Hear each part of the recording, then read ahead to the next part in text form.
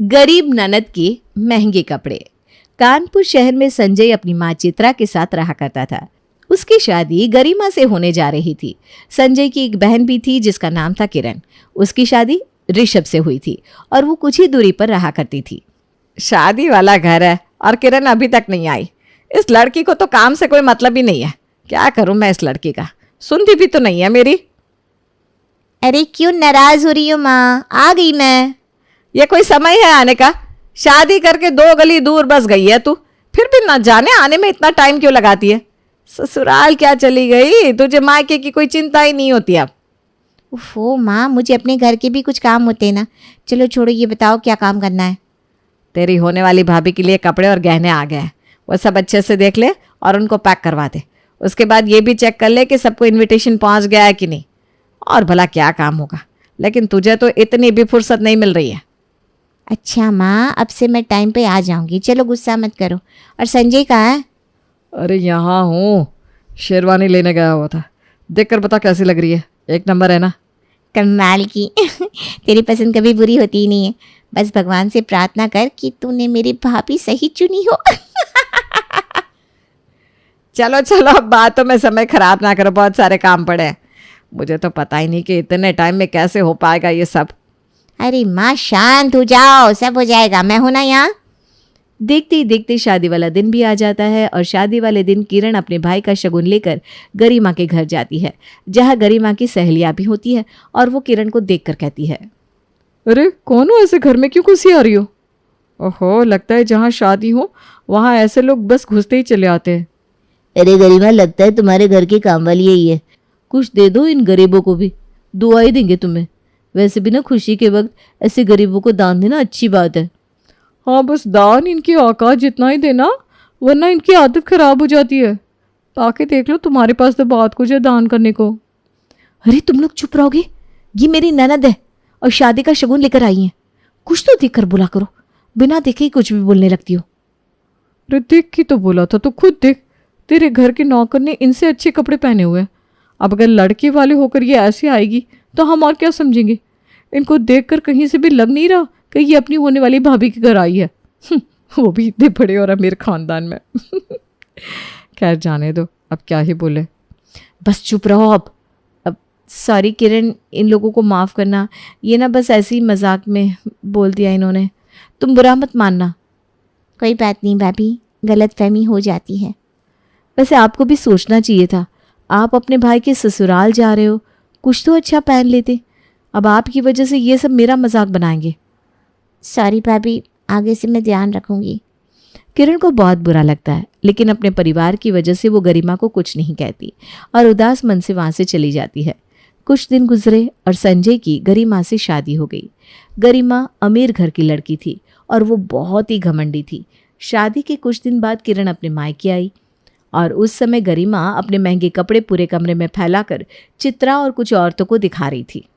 देखो इन कपड़ों की चमक, मेरे भाई ने पेरिस से मंगवाए, असली सिल्क है, हाथ से बुने हुए डिजाइनर कपड़े हैं। ऐसे कपड़े ना लोगों को देखने तक नहीं मिलते। वाह गरिमा, ये तो सच में बेहद खूबसूरत है। होंगे भी क्यों ना, अपनी शादी में इतना खर्च करना तो बनता ही है। ये तो कुछ भी नहीं है, अभी तो इससे कहीं महंगे कपड़े लेने हैं मुझे, ताकि जो भी मुझे देखे बस देखता रह जाए। मेरे ससुराल वालों को भी तो पता होना चाहिए कि मेरा मायका कितना अमीर है।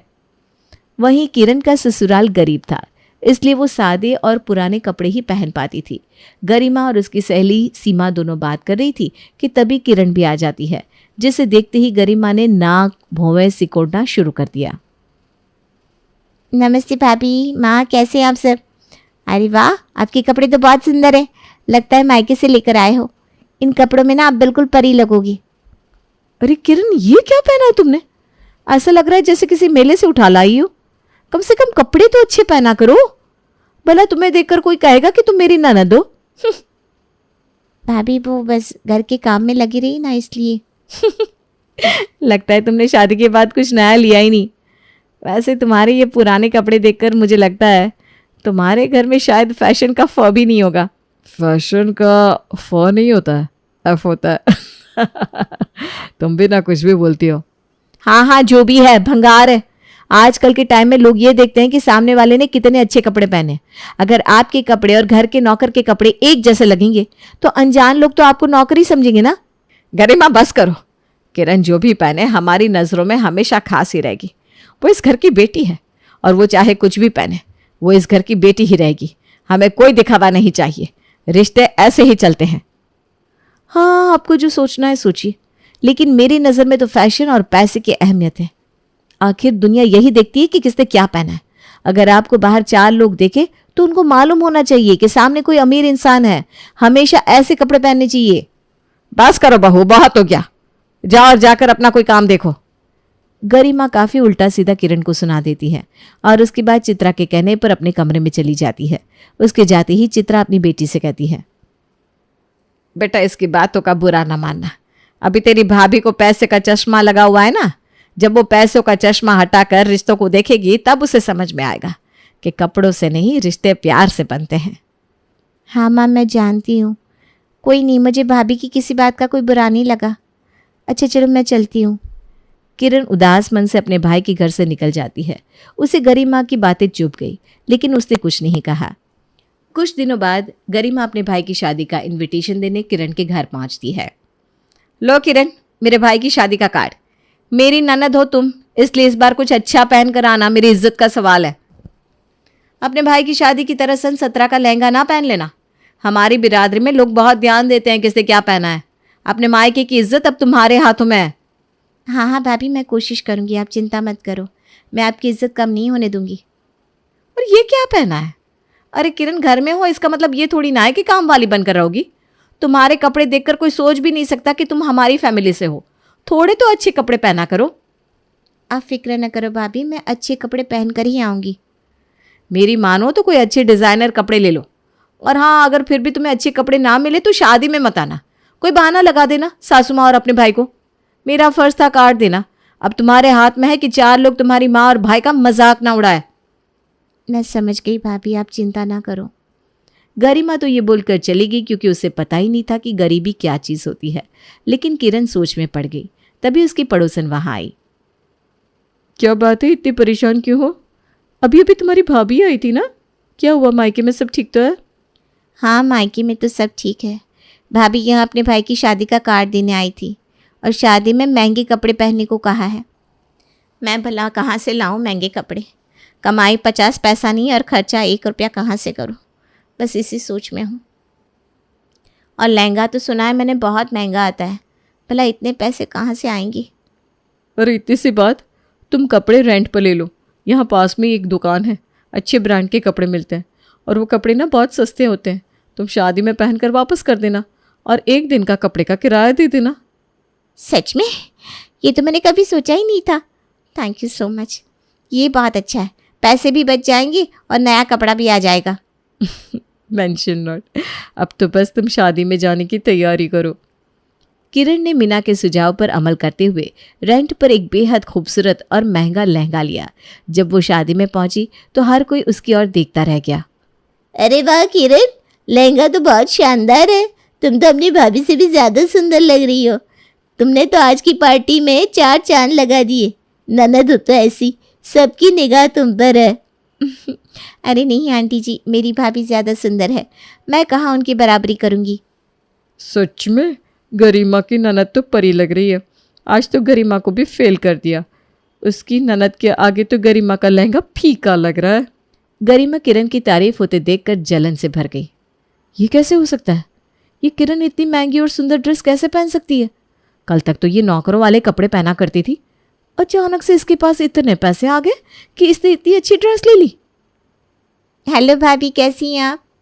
वैसे आप ना आज बिल्कुल परी लग रही हो। किरण, ये कपड़े तुम्हारे नहीं हो सकते। तुम तो हमेशा गंदे पुराने कपड़े पहनती हो। ये ज़रूर तुमने किसी से मांगे होंगे, है ना? तभी मैं सोचूं आखिर तुम्हारे पास इतने पैसे आए कहाँ से? नहीं भाभी, ये मेरे ही कपड़े हैं। झूठ मत बोलो, सबको पता है तुम ऐसे कपड़े नहीं खरीद सकती। ये तुम्हारी औकात से बाहर है। गरिमा, ऐसा मत कहो। हो सकता है किरण ने बचत करके खास मौके के लिए ये कपड़े लिए हो। अरे मैं जानती हूँ, ये ज़रूर उधार के कपड़े होंगे।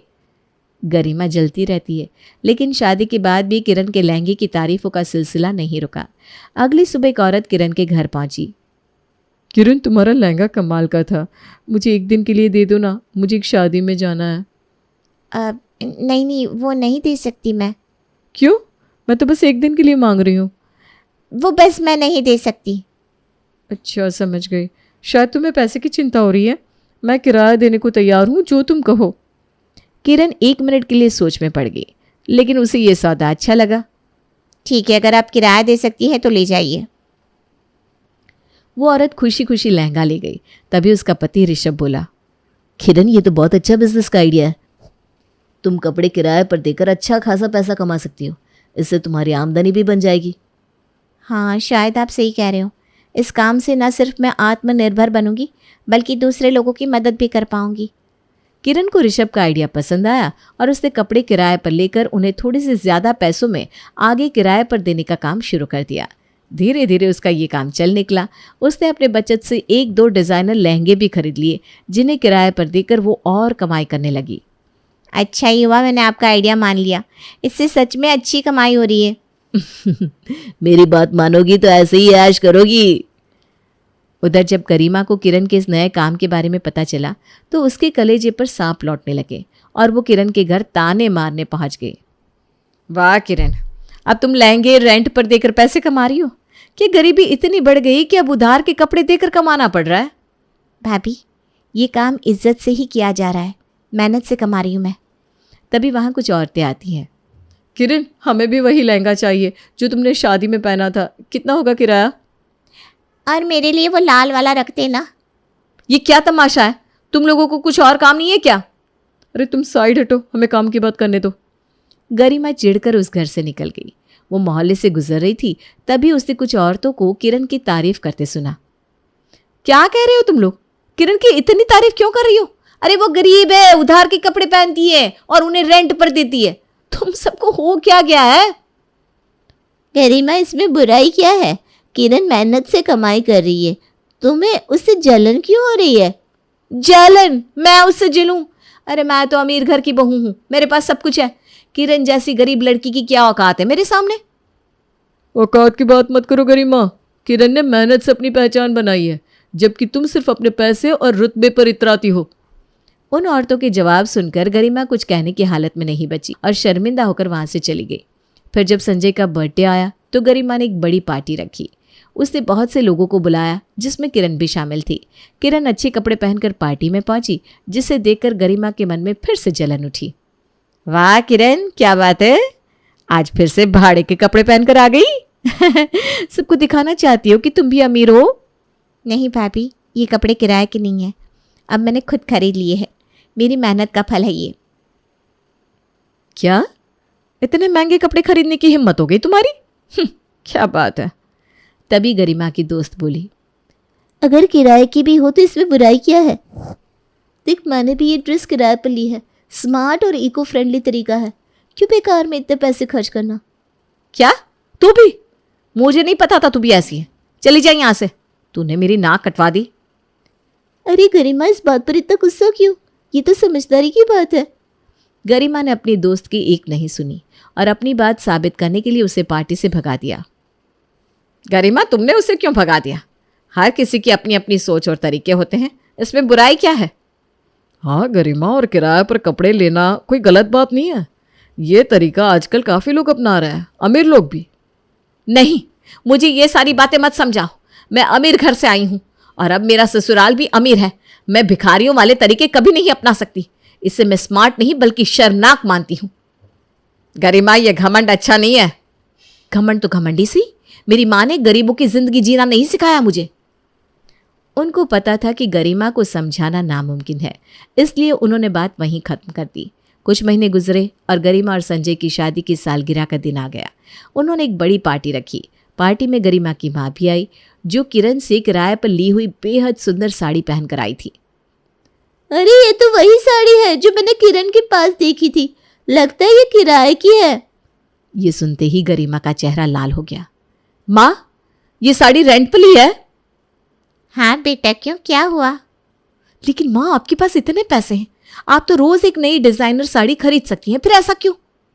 अरे गरिमा, ज़्यादा पैसा होने का ये मतलब तो नहीं कि हर बार नए कपड़ों पर खर्च किया जाए। एक बार पहनकर कपड़ों को रख देना कौन सी समझदारी है। किराए पर लेने से ना केवल पैसे बचते हैं बल्कि अपनी कपबोर्ड भी ऑर्गेनाइज्ड रहती है। किरण ने तो बहुत अच्छा काम शुरू किया है। गरिमा अपनी माँ की बात हमेशा सुना करती थी और उनके मुंह से ये सब सुनकर उसे यकीन हो गया कि अब तक जो सब लोग कह रहे थे वो सही था। माँ, मुझे अब समझ में आ रहा है कि मैंने कितनी बड़ी गलती की। मैं बस अपनी शान और घमंड में अंधी हो गई थी। बेटा, गलती को समझ लेना ही सबसे बड़ी समझदारी है। अब अपने अहंकार को छोड़कर किरण और बाकी सभी से माफ़ी मांगो। गरिमा ने अपनी गलती का एहसास किया और किरण को गले लगाकर माफ़ी मांगी। गरिमा की सोच अब बदल गई थी। उसने समझ लिया कि सच्ची शान और सम्मान हमेशा दिल में होते हैं, कपड़ों में नहीं।